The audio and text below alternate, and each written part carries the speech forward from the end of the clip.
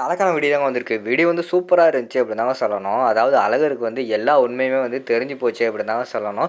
அதாவது அந்த ரவுடிகள பிடிச்ச உண்மைய கேட்குறாங்க. இதுக்கு காரணம் வந்து தர்மலிங்கம் தான் அப்படி சொல்லிட்டு அவங்களும் உளறிடுறாங்க. அதெல்லாம் பார்க்குறப்போ சேனலை மட்டும் மறக்காம லைக் அண்ட் சப்ஸ்கிரைப் மட்டும் பண்ணிருங்க. ஃபர்ஸ்ட்டு எடுத்தோனேமே வந்து நம்ம ஆதி வந்து மயங்கி விழுந்து கிடக்கார்ல, அதுலேருந்து தான் ஸ்டார்ட் ஆகுது.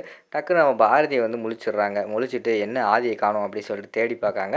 பார்த்தா நம்ம ஆதி வந்து மயங்கி விழுந்து கிடக்காரு. ஆதி என்னாச்சு என்னாச்சு அப்படி சொல்லிட்டு தண்ணியெல்லாம் தெளித்து எழுப்புறாங்க. அந்த நேரத்தில் அந்த டேப்லெட் எடுத்து கொடுங்க பாரதி அப்படிங்கிற மாதிரி வந்து ஆதி சொல்கிறாரு. சரின்னு சொல்லிட்டு அவங்க வந்து அந்த டேப்லெட் எடுத்து கொடுக்காங்க. டேப்லெட் போட்ட உடனே வந்து என் மொபைல் எடுங்க, டாக்டர்கிட்ட கால் பண்ணணும் அப்படின்னு சொல்லிட்டு ஆதி வந்து சொல்கிறாங்க. சரின்னு சொல்லிட்டு மொபைல் எடுத்துகிட்டு டாக்டர்கிட்ட தான் கால் பண்ணுற மாதிரி காட்டுறாங்க. டாக்டர் கால் பண்ணிவிட்டு சொல்லுங்க ஆதி அப்படிங்கிற மாதிரி சொல்கிறாங்க. அப்போ வந்து பாரதி வந்து பேசுகிறாங்க. நான் வந்து ஆதியோட ஒய்ஃப் பேசுகிறேன். இங்கே பார்த்தா ஆதி வந்து திடீர்னு மயங்கி விழுந்துட்டாரு, நெஞ்சு வலி வந்துச்சுன்னு சொல்லிட்டாரு. என்ன டாக்டர் அப்படிங்கிற மாதிரி சொன்ன உடனேயும் சரி நீங்கள் ஆதிக்கிட்ட வந்து ஃபோனை கொடுங்க அப்படிங்கிற மாதிரி சொல்கிறாங்க. ஆதிக்கிட்ட வந்து டாக்டர் வந்து பேசுகிறாங்க. ஆதி உங்ககிட்ட சொன்னல, உங்கள் உடம்புக்கு எந்த பிரச்சனையுமே கிடையாது, உங்கள் மனசுக்கு தான் பிரச்சனை. நீங்கள் வந்து எதையுமே நினச்சி ஃபீல் பண்ணாமல் இருங்க, உங்களுக்கு எதுவுமே கிடையாது. நான் தான் சொன்னேன்ல, ஏன் இப்போ நீங்கள் எதையாவது நினச்சி ஃபீல் பண்ணிக்கிட்டு இருக்கீங்க அப்படிங்கிற மாதிரி சொல்கிறாங்க. இல்லை டாக்டர், குடும்பத்தில் ஒரு பிரச்சனை அப்படிங்கிற மாதிரி சொல்கிறாங்க. எதையுமே நினைக்காதீங்க ஆதி, நீங்கள் எதையாவது நினச்சா தான் உங்களுக்கு நெஞ்சு வலி வர்றதுக்கான வாய்ப்பு அதிகமாக இருக்குது அப்படின்னு சொல்லிட்டு டாக்டர் வந்து ஃபோனை வச்சிடுறாங்க. பாரதி வந்து மன்னிப்பு கேட்குறாங்க. சாரி ஆதி, எல்லாத்துக்குமே காரணம் நான் தான், என்னால் தான் வந்து உங்களுக்கு இந்த மாதிரி ஆயிடுச்சு அப்படிங்கிற மாதிரி சொல்கிறாங்க. நீங்கள் என்ன காரணம், பழையபடி ஆரம்பிச்சிட்டிங்களா, விடுங்க அப்படின்னு சொல்லிட்டு ஆதி வந்து சொல்கிறாங்க. இல்லை ஆதி, எனக்கு தெரியும் நீங்கள் எதை நினச்சி ஃபீல் பண்ணிக்கிட்டு இருக்கீங்க, எதனால் வந்து இப்படியெல்லாம் உங்களுக்கு நெஞ்சு வலி வந்துச்சு அப்படின்னு சொல்லிட்டு எனக்கு தெரியும். நீங்கள் உங்கள் அம்மாவை நினச்சி தானே ஃபீல் பண்ணிக்கிட்டு இருக்கீங்க அப்படிங்கிற மாதிரி கேட்காங்க. ஆமாம் பாரதி, எங்கள் அம்மாவை நினச்சி எனக்கு ரொம்ப கஷ்டமாக இருக்குது. போகிற போக்க பார்த்தா எங்கள் அம்மா வந்து எனக்கு கிடைப்பாங்களா இல்லை மாட்டாங்களா அப்படின்னு சொல்லிட்டு எனக்கே தெரியலை. போன வருஷம் நமக்கு கல்யாண நாள் இதே கல்யாண நாளில் நம்ம கல்யாணம் நடந்துச்சு. அப்போ அவங்க என் கூட தான் இருந்தாங்க. இனிமேல் வந்து அவங்க இருப்பாங்களா இல்லையான்னு கூட எனக்கு தெரியலை அப்படிங்கிற மாதிரி சொல்லிக்கிட்டு இருக்காங்க. நீங்கள் ஒன்றும் எதை நினச்சி ஃபீல் பண்ணாதீங்க, சீக்கிரமாக வந்து அம்மா வந்துடுவாங்க சரியா, நீங்கள் வாங்க ரெஸ்ட் எடுங்க அப்படின்னு சொல்லிட்டு கூப்பிட்டு போய் படுக்க வைக்காங்க. அடுத்த சீனில் பாட்டி வந்து பக்கத்து வீட்டில் வந்து ஒரு பையன் கை குழந்த மாதிரி இருக்கான். அந்த பையனை வாங்கி கொஞ்சிக்கிட்டு இருக்காங்க. அவங்க அம்மா வந்து வெளியில் போயிருக்காங்க. அதை வந்து கொஞ்சிக்கிட்டு இருக்காங்க. அந்த இடத்துக்கு வந்து நம்ம பாரதி வந்து வராங்க. என்னம்மா இது யார் அப்படிங்கிற மாதிரி கேட்டவொடனே இது பக்கத்து வீட்டில் உள்ள பையன் தான், அவங்க அம்மா கொடுத்துட்டு போயிருக்கா அப்படிங்கிற மாதிரி சொன்னோடனே அதை வாங்கி நம்ம பாரதி வந்து கொஞ்சிக்கிட்டு இருக்கிற மாதிரி காட்டுறாங்க. தமிழும் கொஞ்சிறாங்க. பாட்டி, இந்த பையனுக்கு என்ன பேர் அப்படிங்கிற மாதிரி சொன்னோடனே ஏதோ வீரபுத்திரன் வச்சுருக்காங்க அப்படிங்கிற மாதிரி சொல்கிறாங்க. இந்த பேர் சரியில்லை, நான் வேறு பேர் வைக்கிறேன் அப்படி சொல்லிகிட்டு இருக்காங்க.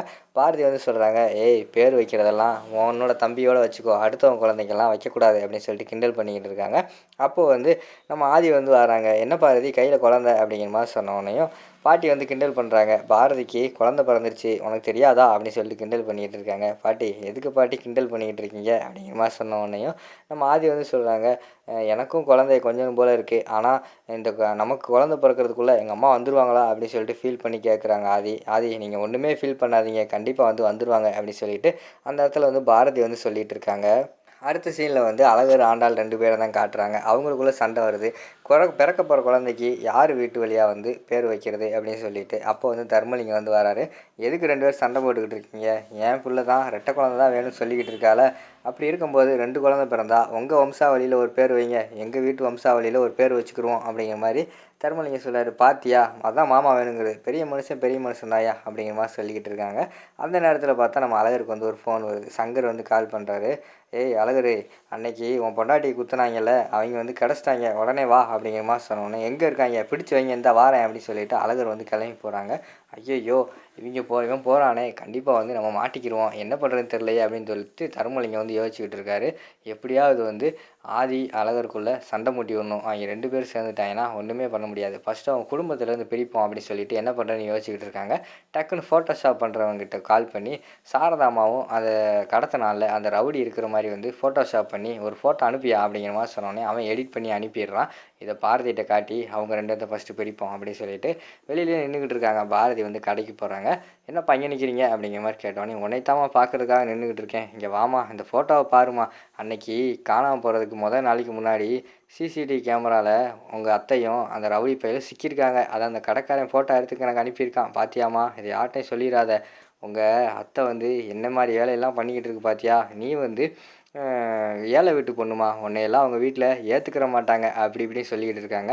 நான் எதுக்குப்பா அவங்களோட சொத்தெல்லாம் கேட்க போகிறேன், எனக்கு அதெல்லாம் ஒன்றும் தேவையில்ல, அவங்க வரட்டும், அவங்கள நான் வச்சுக்கிறேன் அப்படி சொல்லிட்டு பாரதி வந்து அந்த இடத்துல கோவப்பட்டு போகிற மாதிரி தான் காட்டிக்கிட்டு இருக்காங்க. சரி, ஆதி பாரதிக்குள்ளே சண்டை உருவாக்கியாச்சு, இன்னும் அழகருக்கும் நம்ம ஆண்டாளுக்கும் சண்டை உருவாக்கிட வேண்டிதான் அப்படின்னு சொல்லிட்டு யோசிச்சுக்கிட்டு இருக்காங்க. அதுக்குள்ளே பார்த்தா அழகர் வந்து அங்கே அந்த ரவுடிக்கிட்ட போயிட்டாங்க. ரவுடிக்கிட்ட போனவொடனே நம்ம சங்கர் வந்து சொல்கிறாங்க, அவங்கள அடித்து ரொம்ப டயர்டாகி போச்சு, அடித்து உண்மையை வாங்கு அப்படிங்கிற மாதிரி சொன்னோடனே அழகர் வந்து அடின்னு அடித்து வெளுக்க ஆரம்பிச்சிடுறாங்க. உண்மையை சொல்லுங்கடா அப்படின்னு சொல்லிட்டு அடி வெளுக்கிற மாதிரி தான் காட்டிக்கிட்டு இருக்காங்க. அவங்க பார்த்தா கடைசியில் வந்து அடி தாங்க முடியாமல் உண்மையை சொல்லிடுறாங்க.